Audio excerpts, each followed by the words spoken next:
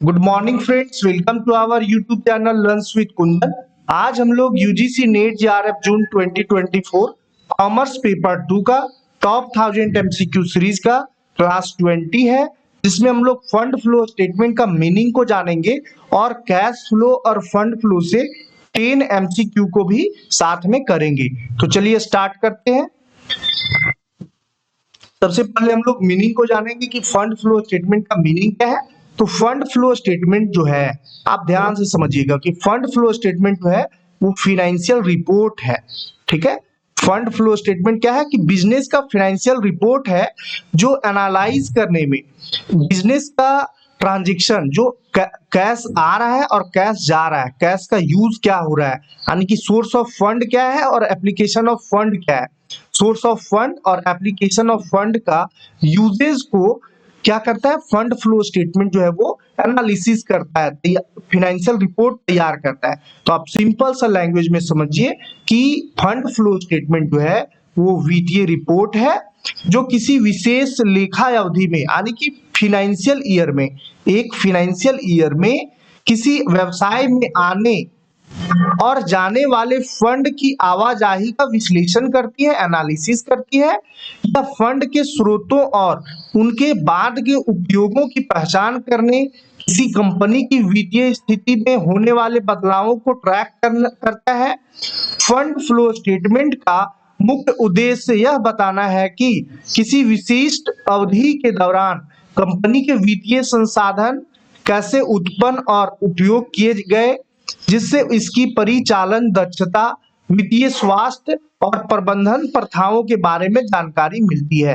आपको इतना लंबा चौड़ा लर्न नहीं रखना है, बस इतना लर्न रखना है कि fund flow statement financial report है, जो कंपनी में आने और जाने वाले फंड का आवाजाही का विश्लेषण करती है और फंड का स्रोत और फंड का उपयोग का पहचान करती है। ठीक है, और इसके माध्यम से कंपनी का, बिजनेस का वित्तीय स्थिति का पता लगाती है और वित्तीय स्थिति में होने वाले बदलावों को ट्रैक करती है। ये फंड फ्लो स्टेटमेंट का काम है। ठीक है, नेक्स्ट हम लोग जानेंगे कि सोर्स ऑफ फंड क्या होता है। तो कंपनी में फंड फ्लो स्टेटमेंट में एक होता है सोर्स ऑफ फंड और दूसरा होता है application of fund. Source of fund में क्या होता है कि फंड का स्रोत क्या है, कंपनी में पैसा आ कहां से रहा है, स्रोत क्या है ना, फंड कहां से आ रहा है। तो फंड जो है वो इश्यूएंस ऑफ शेयर बोल सकते हैं और डिवेंचर। पहला क्या है, इश्यूएंस ऑफ शेयर और डिवेंचर।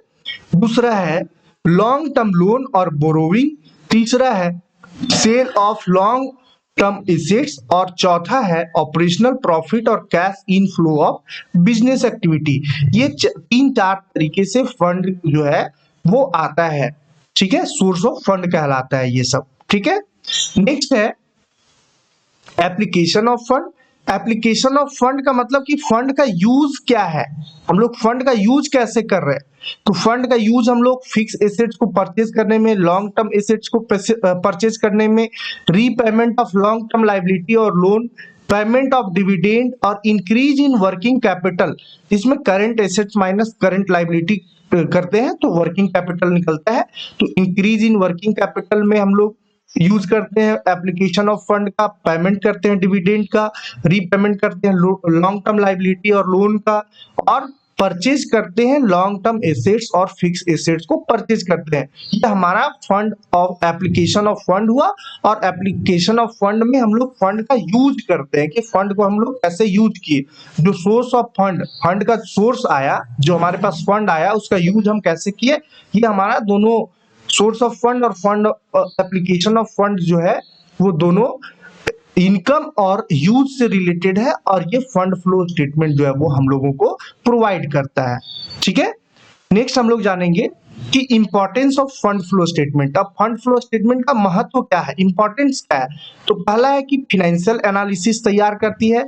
ये क्या करती है कि help in understanding the company's financial strategy and how well it's managing it's sources. यानी कि ये कंपनी का फाइनेंशियल स्ट्रेटजी को समझने में मदद करती है। दूसरा है इन्वेस्टमेंट डिसीजन, और फंड फ्लो स्टेटमेंट के माध्यम से इन्वेस्टमेंट डिसीजन ले पाता है, इन्वेस्टर जो है वो इन्वेस्टमेंट कर पाता है। Investors use the statement to gauge the company's financial health and make information investment choices. तीसरा है credit evaluation, lender assess the company's ability to generate and manage fund which impact creditworthiness, यानी कि ऋण का मूल्यांकन करने में ये मदद करता है फंड फ्लो स्टेटमेंट। नेक्स्ट है आपका कि मैनेजमेंट डिसीजन मेकिंग, मैनेजमेंट को डिसीजन लेने में भी मदद करता है। Management uses the statement to plan future financial need and ensure efficient application of resources.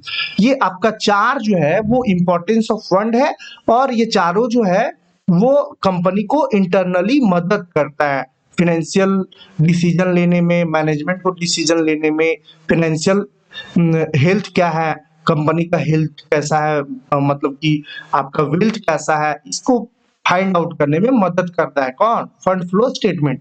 Next हम लोग क्वेश्चन को करेंगे और क्वेश्चन नंबर 1 आपके स्क्रीन पे है, आप क्वेश्चन को ध्यान से पढ़िए। क्वेश्चन बोलता है which of the following is a non current liability, कौन जो है वो नॉन करेंट लायबिलिटी है। तो पहले आप देखिए account payable, note payable, long term debt और एक्रूड एक्सपेंसेस, चार ऑप्शन आपके पास गिवन है। आप चारों ऑप्शन को देखिए, पढ़िए और करेक्ट ऑप्शन को चूज कीजिए जल्दी से।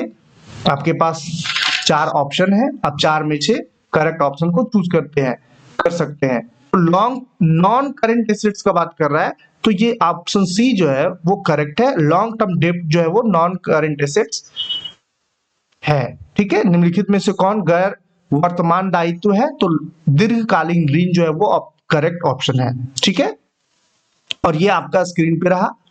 नेक्स्ट क्वेश्चन है question number 2, in fund flow analysis fund generally refer to, fund flow analysis में, फंड फ्लो स्टेटमेंट में फंड का क्या मतलब है। तो फंड जो है वो वर्किंग कैपिटल से रिलेटेड होता है। ऑप्शन क्वेश्चन नंबर 2 का ऑप्शन बी जो है वो करेक्ट है, वर्किंग कैपिटल। फंड जो है वो वर्किंग कैपिटल से रिलेटेड है, फंड का मतलब वर्किंग कैपिटल होता है और ये आपका स्क्रीन पे आंसर रहा, वर्किंग कैपिटल।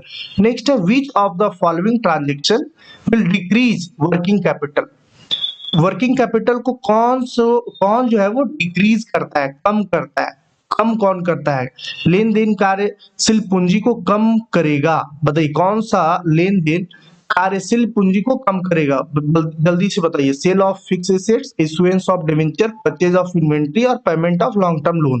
क्वेश्चन नंबर 3 का आंसर कीजिए। तो आपको पता है कि जब हम इन्वेंट्री को परचेज करेंगे तो वर्किंग कैपिटल को क्या करेगा, डिक्रीज करेगा। ठीक है, इन्वेंट्री स्टॉक, समझ रहे हैं, जब आप स्टॉक को परचेज करोगे तो क्या करेगा, वर्किंग कैपिटल को डिक्रीज करेगा। तो ऑप्शन सी जो है वो करेक्ट है। और नेक्स्ट आपका ये स्क्रीन पे आंसर रहा ऑप्शन सी। और नेक्स्ट क्वेश्चन को हम लोग पढ़ेंगे, question number 4, the fund flow statement is also known as, fund flow statement को और क्या बोला जाता है, जल्दी से बताइए क्वेश्चन नंबर 4 का आंसर। तो क्वेश्चन नंबर 4 का ऑप्शन बी जो है वो करेक्ट है, statement of changes in financial position भी फंड फ्लो स्टेटमेंट को बोला जाता है। तो ऑप्शन बी जो है वो करेक्ट है और ये आपका स्क्रीन पे आंसर रहा ऑप्शन बी। नेक्स्ट हम लोग पढ़ेंगे question number 5, which of the following item would appear in fund flow statement. जल्दी से क्वेश्चन नंबर 5 का आंसर कीजिए। क्वेश्चन नंबर 5 का ऑप्शन ए जो है वो करेक्ट है, डिप्रिसिएशन। ये आपका निम्नलिखित में से कौन सा आइटम निधि प्रवाह विवरण में दिखाई देगा, तो मूल ह्रास जो है वो दिखाई देता है। तो ये आपका स्क्रीन पे आंसर रहा ऑप्शन ए, डिप्रिसिएशन। नेक्स्ट है question number 6, which method adjust net income for changes in balance sheet account to determine cash flow from operating activity. जल्दी से बताइए क्वेश्चन नंबर 6 का आंसर कि परिचालन गतिविधियों से नकदी प्रवाह निर्धारित करने के लिए बैलेंस शीट खातों में परिवर्तन के लिए शुद्ध आय को कौन सी विधि समायोजित करती है। चार ऑप्शन आपके पास गिवन है, जल्दी से आप करेक्ट ऑप्शन को चूज कीजिए। इनडायरेक्ट मेथड यानी कि अप्रत्यक्ष विधि जो है वो करेक्ट आंसर है और ये आपका स्क्रीन पे रहा ऑप्शन बी। नेक्स्ट है question number 7, an example of cash inflow from financial activity is sale of old machinery, receipt of loan proceeds, purchase of investment और पेमेंट ऑफ इंटरेस्ट। जल्दी से बताइए कि वित्त पोषण गतिविधियों से नकदी प्रवाह का एक उदाहरण है। जल्दी से बताइए कि कैश फ्लो का कौन सा एग्जांपल है। क्वेश्चन नंबर 7 का, तो आपको पता है कि रिसीप्ट ऑफ लोन प्रोसीड जो है वो कैश इनफ्लो का एग्जांपल है, और ये आपका स्क्रीन पे रहा ऑप्शन बी। नेक्स्ट है question number 8, which of the following would be consider N investing activity. Investing activity किसको कंसीडर किया जाता है, निवेश गतिविधि माना जाएगा, किसको माना जाएगा बताइए क्वेश्चन नंबर 8 का। तो आपको पता है कि परचेजिंग इक्विपमेंट जो है वो इन्वेस्टिंग एक्टिविटी में आ जाएगा। क्या आ जाएगा, इक्विपमेंट का परचेज करना इन्वेस्टिंग एक्टिविटी में आएगा, और ये आपका स्क्रीन पे रहा। और आप आसानी से ऑप्शन को काट, इशूइंग कॉमन स्टॉक नहीं होगा, सैलरी को पेमेंट कर रहे हो तो इन्वेस्टिंग एक्टिविटी है, कलेक्टिंग अकाउंट रिसीवेबल ये सब नहीं होगा, आसानी से आप सी को चूज कर सकते हो। और नेक्स्ट आप क्वेश्चन नंबर 9 को देखिए, interest paid on a loan is classified under which section of the cash flow statement.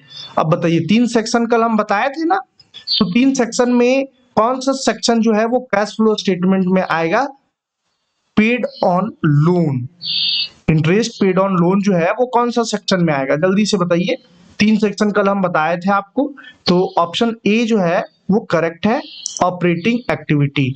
Operating activity, investing activity और फाइनेंसिंग एक्टिविटी, तीनों एक्टिविटी बताया गया था आपको, ये 3 सेक्शन आता है कैश फ्लो स्टेटमेंट का।